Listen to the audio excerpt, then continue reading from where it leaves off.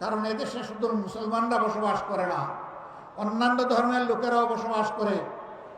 তারা তো আমাদের ধর্ম যেহেতু গ্রহণ করেনি, তাদের জন্য ইসলামের প্রেসক্রাইব করা পর্দাও তাদের জন্য প্রযোজ্য নয়। আমরা এমন একটি দেশ চাই, যে দেশে আমাদের মা বোনেরা নিঃসংকোচে যেমন ঘরে সুরক্ষিত থাকবেন, কর্মস্থলেও সুরক্ষা পাবেন, রাস্তাঘাটেও সুরক্ষা পাবেন।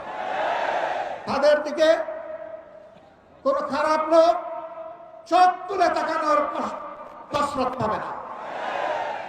তারা ইজ্জতের সাথে, মর্যাদার সাথে, তাদের দক্ষতা দিয়ে দেশের উন্নয়নে তারাও ভূমিকা রাখবে।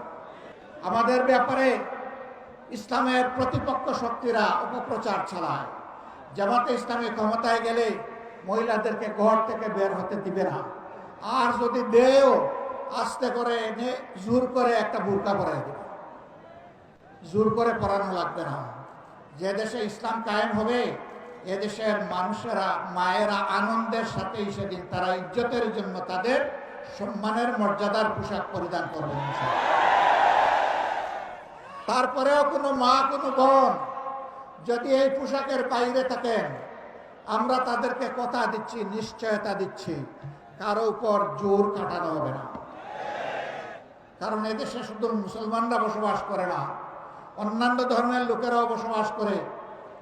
তারা তো আমাদের ধর্ম যেহেতু গ্রহণ করেনি, তাদের জন্য ইসলামের প্রেসক্রাইব করা পর্দাও তাদের জন্য প্রযোজ্য নয়। তারা যদি ইসলামের সৌন্দর্যে অভিভূত হয়ে ইসলাম কবুল করে, সেটা ভিন্ন কথা। তাদেরকে ইসলাম গ্রহণ করতেও কাউকেই বাধ্য করা হবে না। সম্মানিত সহকর্মী বৃন্দ, এই দেশে শুধু মুসলমানরা বসবাস করে না, হিন্দু, খ্রিস্টান, বৌদ্ধ ধর্মের লোকেরাও বসবাস করে। আমরা এমন একটি দেশ চাই যে দেশে মসজিদও পাহারা দেওয়ার প্রয়োজন হবে না, মন্দির এবং মঠও পাহারা দেওয়ার দরকার হবে, গির্জা পাহারা দেওয়া লাগবে না। সকল ধর্মের লোকেরা তাদের আপন আপন ধর্ম তাদের মতো করে শান্তিতে, নিরাপত্তার সাথে তারা পালন করবে।